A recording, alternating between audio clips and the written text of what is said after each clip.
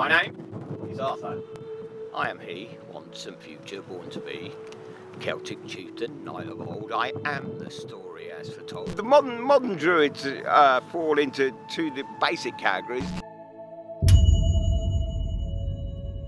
But basically, they're a pagan priest. I believe in magic. I don't know if you do, but I believe in magic. You get moments when you know that your rituals are a bit more than just a playful nod to the deities. You know that you're getting a response. There have been a lot of druids and a lot of other pagans doing rituals and rites to make that happen.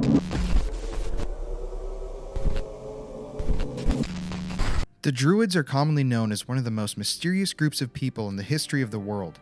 Even if you wanted to research the history of their people, it's near impossible, as the Druids themselves were prevented by doctrine from recording their knowledge or history in written form, and thus they left no written accounts of their people or their culture. The Druids were typically high-ranking individuals in ancient Celtic society who oversaw judicial tasks such as handing out punishments, teaching, and connecting their people with their spiritual side. Druids were shamanistic mystics who supposedly practiced all sorts of magic and pagan mysticism. The archetypal wizard in medieval lore, such as the mystic Merlin, is said to be a caricature of a Druid priest.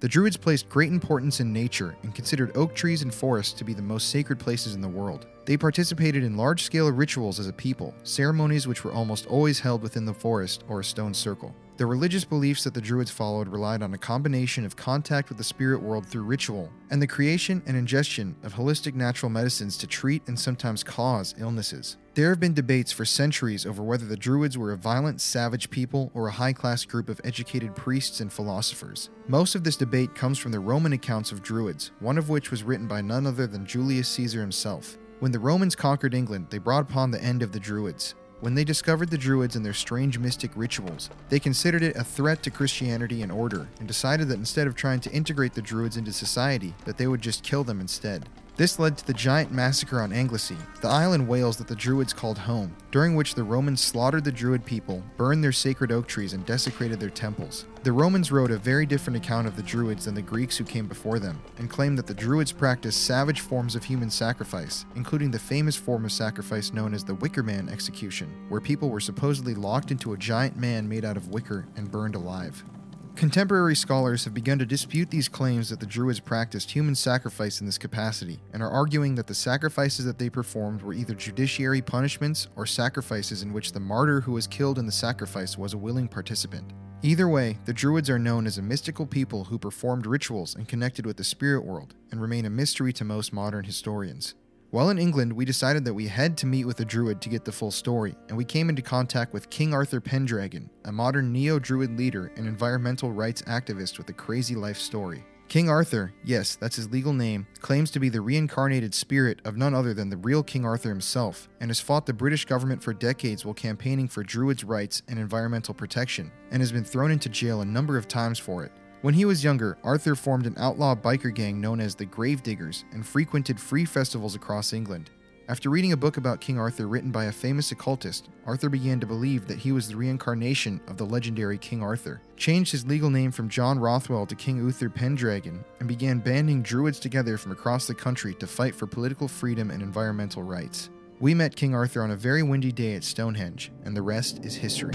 Okay, my name's Arthur Pendragon. I'm a senior druid here at Stonehenge, and I'm generally known as King Arthur, and believe myself to be the embodiment of the spirit that was here before. And I'm a senior druid and pagan priest down here at Stonehenge. So, just for people online who have never even heard the word Druid, Yeah. what is a Druid? Okay, a druid basically is a form of pagan priest. The ancient druids were not only the priest caste, but they were the kingmakers, they were the magistrates, they were the lawgivers, they were the scientists of their day. And a lot of modern druids believe themselves to be in the same vein. Some go into the teaching style, some go into the bardic style, some go into the law style, which is where my order is involved, because we take court cases against governments, so we look at that side of the law. But from my point of view and my order's point of view, it's quite good, because we stand up in court when we break the law, because that's the best way to change it. And they say, well, you've broken the law. No. We are the law. The Royal Arthurian Warband. But yeah, so the modern druids fall into two the basic categories. There's those that belong to orders, and there's those that are independent and work alone. But basically, they're a pagan priest.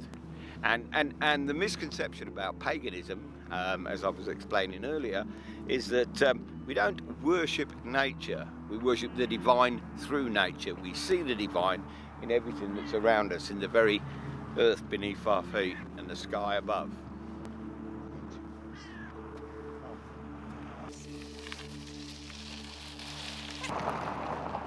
Nice slow slow drive by. Yeah. We worship the divine through nature, and we see the divine in the earth beneath our feet and the sun above. We also see the divine in the moon, and a lot of things within Druidry, as with most pagan paths, are twinning, yin and yang, you might say. But we would tend to say God and goddess, male and female. But then there's triads as well, and our major symbol is that, which is called the divine light, which is an Owen. It's an ancient symbol, but before that it was used by the Druids.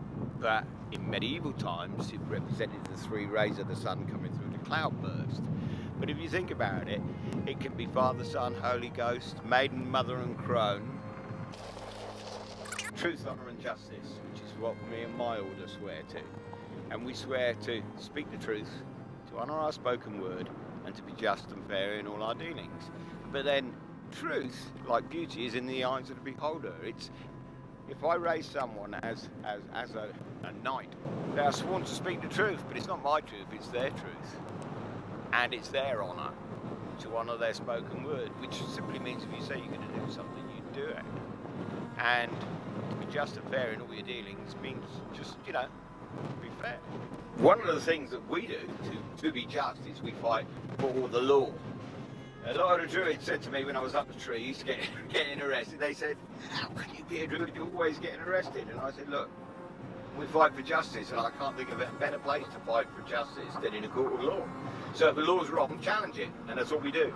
So my order are regarded as the political wing, the warrior arm of the Druid movement. We're the guys who lock on and get ourselves arrested. Number 2. Can you give me just a very brief history of Druidry? Is that the proper term for it? Yeah, modern Druid orders tend to stem from the revivalist movement, and basically Victorians, and they were poor man's Freemasons. But the ancient Druids and my order fall into this category of looking back to the ancient Druids. And prior to the ancient Druids of the Celtic epoch, there was the proto-Druids who built places like this, Stonehenge, and these burial mounds here. One of the things we're fighting for is to have cremated human remains that were taken away from Stonehenge, put back in the ground. And that's what the proto-Druids have put there. The people before Druids, before the Celtic epoch, the people that build monuments such as this predate Druidry from that point of view, but they were still celebrating the same things in the same way, so we refer to them as the proto-Druids. So they are, and the Druids from the Celtic epoch, the indigenous priest caste of these isles of Britain. This is where it started. If you turn up, for instance, to a Druid ceremony, you'll see that it's fairly formulaic in as much as we ascribe different elements to different quarters. So where I am now, with Stonehenge behind me there, looking that way, okay, so it's fire, water, earth and air, we do holy, we solemnly swear. So going around from the east, as you go there, we work in circles, we cast circles, and we do them clockwise, and we go around, much the same as the sun does, much the same as the earth does. It's all in tune with nature, it's all cycles, and that's why we worship and we mark the solstices and equinoxes, which are the longest, the shortest, and the equal days. And we believe and try to work as close to nature. We do not believe that we have dominion over nature. We believe that we are a small part of nature, and Druidry is getting as close as you can and teaching others to do likewise as a priest. So that's what it's about. In essence, it's about nature. It's the spirit of the place itself that's sacred. So a lot of places, sacred places, sacred to any religion, it doesn't matter. A sacred place is a sacred place, and that is part of the mother, that is part of the earth, and that is sacred to us. I believe in magic. I don't know if you do, but I believe in magic. Magic, I don't believe in the supernatural. I believe that everything we think of as supernatural is just natural, but we haven't worked out why. So it's all natural, it's all part of the natural world, and so is magic. But magic happens in different ways. I went to Glastonbury tour, as you'll read in the book, said a massive spell that I'd be reunited with Excalibur by the next full moon. And I was expecting, I don't know, clouds, maidens in semi-whipped swords. No, you know what happened? The lights changed. I got stuck at a set of traffic lights. I looked, and I saw a sword in the window of a shop. I went in and said, that's Excalibur. He said, yeah, but it's not for sale. We built it, you know, as a prop, you know, it's not for sale. So I showed him my passport, walked out with it. That was magic. I didn't get what I expected, but I can't reunite. I have a sword, it's called Excalibur. By due justification, I'm the real Arthur because I got Excalibur. Likewise, it's the real Excalibur because King Arthur's got it. And that is magic as well. That's so good true. logic. That's so true. Yeah, I mean, reality is, a lot of people say, you're not a real king. I say, no, I'm somebody's king. I want to be your king, but I'm somebody's king. That makes me a king. My name's Arthur. It's not King Arthur, but some people think I'm their king. That makes me a King Arthur.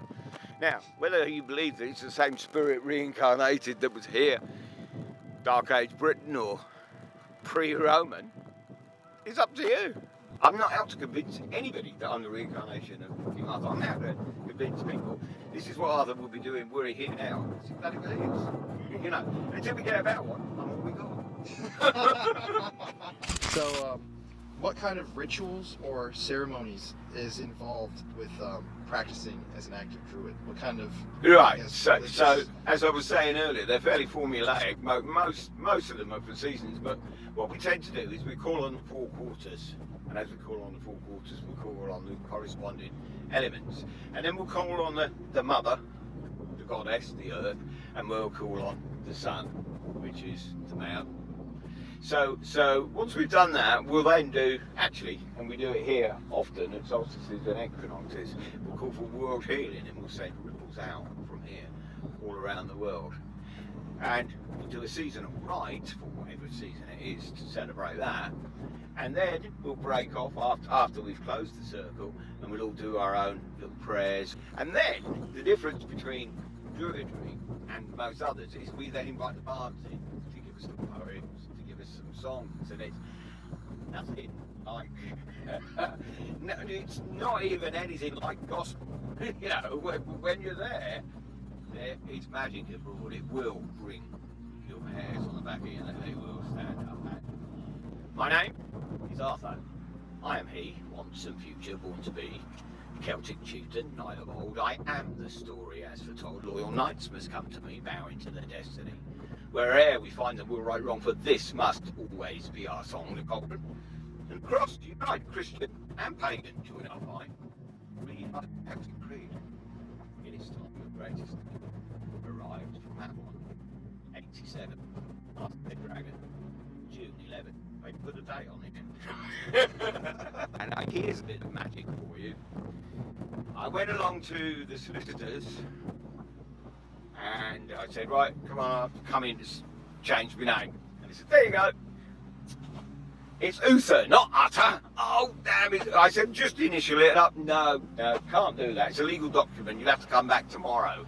So I came back tomorrow and I changed my name. And tomorrow, this tomorrow, was the 11th of June. Otherwise, were it not for the typing error, I'd have changed my name on the 10th. And it wasn't until about 3 years later, when I was doing some research, I found a reference to Arthur and Guinevere and the bodies that had been taken away from Glastonbury, and it said in 14th century English, and hard by a new marvel arose, a walnut tree, that flower but once a year, St Barnabas's Day, the 11th of June. And I thought, that's why they make the typing error. Now there's magic. Wow, that's crazy. Yeah, what and it's what real. are the chances of that happening? They're not. So lots of things we put down as coincidence, you can call magic. And lots of things we call magic, you can call coincidence. Who's to say which is which? So magic isn't always what you expect, but it always blows your mind. But virtually every ceremony, we invoke the ancestors, especially in places like this that are built around the ancestors, yeah? So in Druidry, we call in the spirits of the ancestors because, you know, on the shoulders of giants we all stand. What does it feel like, I guess, then, when that sort of stuff comes through when you're inviting it? Well, when you invite it and you know it's working, you can definitely feel. I mean, it's the old expression again, isn't it? You know, hairs on the back of your neck. But it happens. You know, you get moments when you know that your rituals are a bit more than just a playful nod to the deities. You know that you're getting a response. And whether that response is coming through the major deities, or whether that response is coming through the ancestral spirits, or whether it's coming through elemental spirits, or whether it's coming through the ancestors who've gone before, it doesn't matter, it's still coming through. There's two ways of looking at it as well. There's the drip, drip, drip of what we do, and there's the suddenness, if you like, of magic. I mean, we were on a protest site over in the other side of Essex at one stage, and I went along and they said, will you do a ritual? We want you to do something. So I said, all right, I'll do something that's never been done before. I will do a Druid curse. I'll do a king's curse, because I'm a king. So I invented the king's curse. I laid it down. All the words were my own. I read out the names of every single king and queen in Britain and in Scotland. And I read along, get your jury out. And at the end of it, I said, I want these ancestors. I call them in as one king to another. I call them in. You will not build this bypass. 2 days later, it was cancelled. It worked. Nobody said it was me that did it, but as soon as I heard that we'd won that campaign, I thought, oh, well, King's Curse worked then. Wow. So that's the immediate, and then there's the drip, drip, drip. You know, we keep laying down spells for healing, we keep laying down spells for world peace, and slowly but surely the world is waking up. Slowly and surely the political world, look around you, they are realising that we've buggered up with all these petrol engines and all the pollution we've done and the way we've raped the goddess. Slowly but surely they're realising it. And there have been a lot of Druids and a lot of other pagans doing rituals and rites to make that happen. And it is happening, but that's the drip, drip, drip. So on both tokens, so it's all working, it's symbiotic. So, how did the ancient Druids bury their dead, and kind of what was the practice behind it? There are many practices. I mean, sometimes it was a burial, and sometimes it was a cremation. It depended. But the thing is, right, and this is true in British law. In British law, if you come across a body, if you come across a skeleton, when you put a patio together, they will call in the local county archaeologist. He'll look at it, and he will decide on whether it's north, south, or east, west, whether it's pagan or Christian. If it's Christian, it's got to go back in hallowed land. If it's pagan, it doesn't. Basically, you throw it in the bin. No protection under law whatsoever, which is why I'm fighting to get the Guardians put back here. So, and these were cremated human remains, and they were buried in a circle around Stonehenge. They're out there still? No, they're not even in a museum. A museum's got them. They're locked away in a storage unit somewhere. They're not even on display. They're only charred bits of bone. Nothing to see. And why do you think that they fight so hard to keep that out? Because they don't want us to set a precedent. Because they're worried enough about everywhere else in the world where the native indigenous people are saying, hang on, we want our remains back because we want to put them back in the ground. Christian, in this country, Christian remains are protected under law, and pre-Christian aren't. They say it's down to the date, but it's actually simply down to, you know, the alignment of the grave and whether it's Christian or pagan. Well, after that kind of dismal question, what is, I guess, your concept of the afterlife and what happens when you pass? You'll be back. I don't know. I don't know. Hopefully, I won't need to be back. the whole thing. All right, girl. Yes. She likes Druid. Moo. What's the question? What do you think about what exactly is the Druidic afterlife? Oh, yeah. I don't know, but I do know, yeah, that if needed, I'll be back. But it's not just Arthur and the Knights. That's where I was going. All the heroes are back, everywhere. Each geographical area has their own heroes of legend, and I'm sure they're all back. And the reason they're all back is this planet is in danger, i.e. the mother is in danger. And the whole thing about Arthur and the Knights of the Round Table, they'll be back when Britain needs them most. So last question. What are, I guess, some common misconceptions about Druids and just being a Druid? Okay. The two major misconceptions. One, that all pagans are either devil worshippers or nature worshippers. No, we see the divine in nature, and we don't worship the devil because we don't believe in the devil. It's a Christian invention. So that's one misconception. And the other one is Druids. They eat a human sacrifice. Well, I'll tell you something. Look at death row now, and look back at it from 500 years' time, and tell me what you see. You'll see a priest there.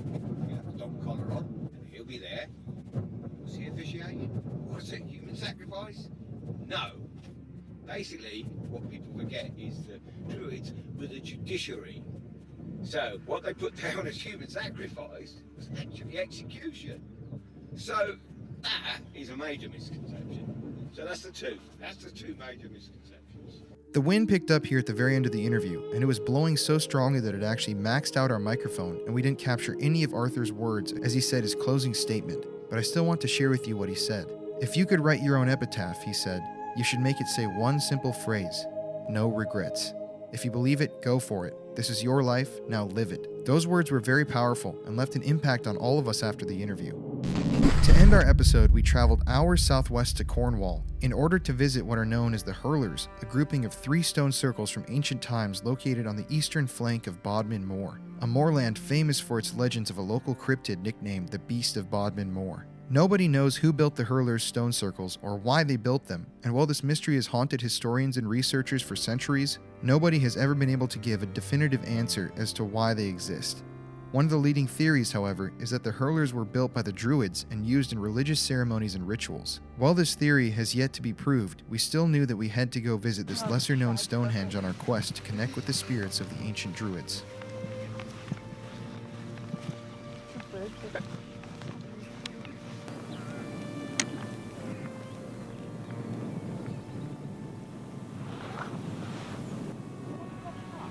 Yeah, look, there's a mini circle to the left right here. Look at that thing. Well, yeah, that's the south circle, central circle, and then that's the north circle. Cool. So there's 3 here. You feel mystical power in the circles, I guess. It does have a certain kind of mysterious energy to it. Hi! Hi! Itching himself on the stone. Hello. Hey, that's disrespectful. Hey, little scratcher. Hey, buddy. Nope. Okay, I'll back off. So right now we've traveled pretty far southwest to this small British settlement known as Minions.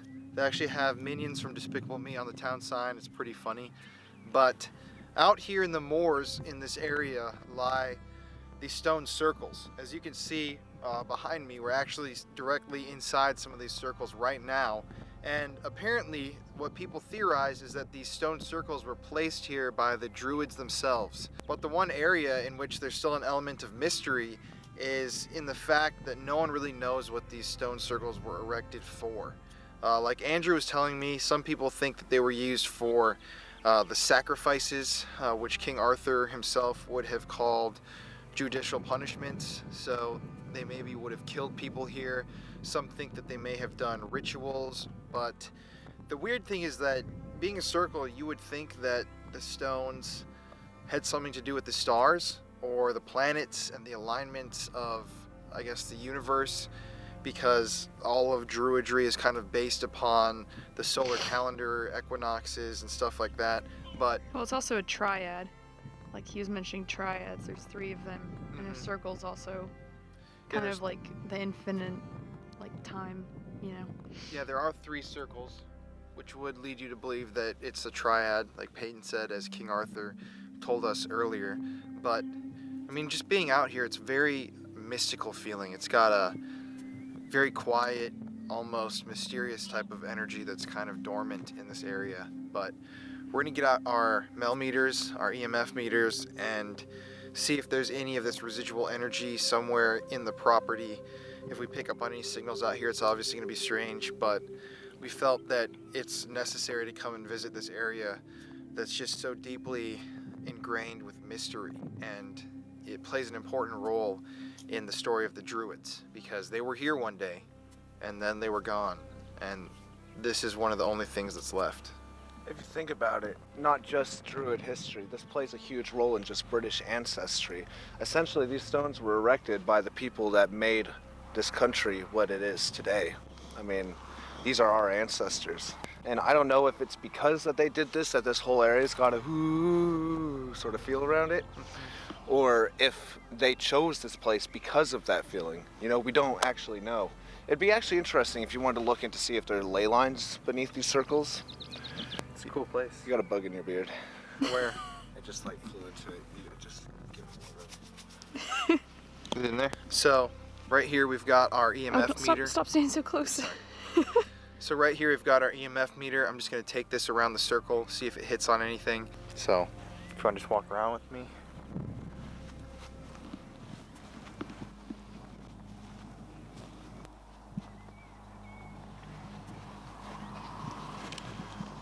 We've got nothing so far.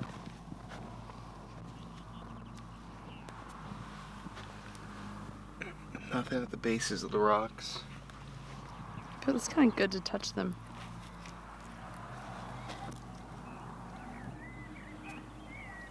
Mm-hmm. Also nail flex. Makes you wonder who is here doing this. Mm-hmm. And I can't believe these have stayed standing so long. I know. Like, so many centuries. This is the center area in the circle.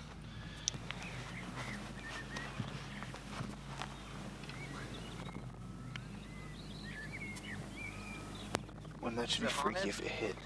What? It's definitely awesome just to be out here and to see history, especially something that's not really talked about in typical history books, especially in the United States. I'd never even heard of this place until Andrew recommended it. And then coming here, it's like, how did I not know that this existed somewhere?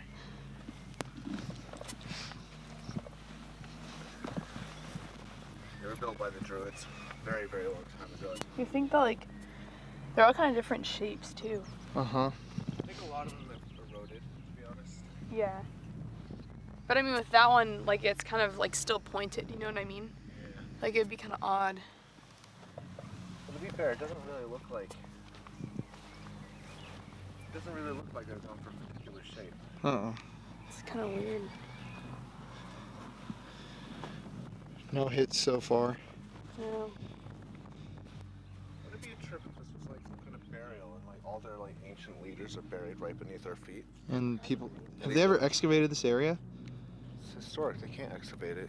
I wonder if there is something buried here. You'd think they'd have some kind of underground detector or something. Yeah, radar, but I'm sure they would know. Oh, look at the baby.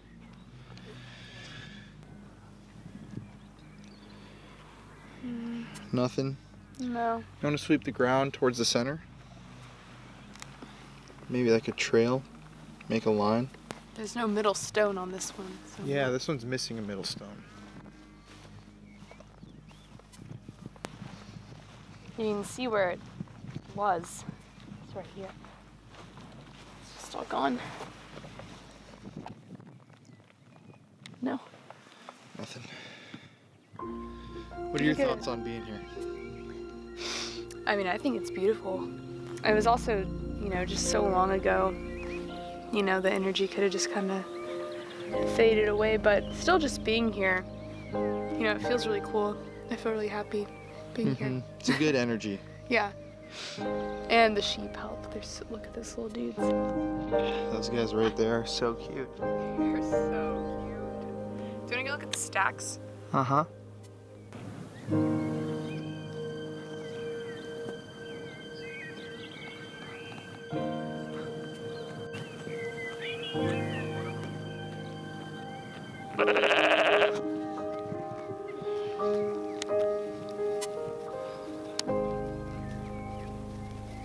This is now the sheep circle.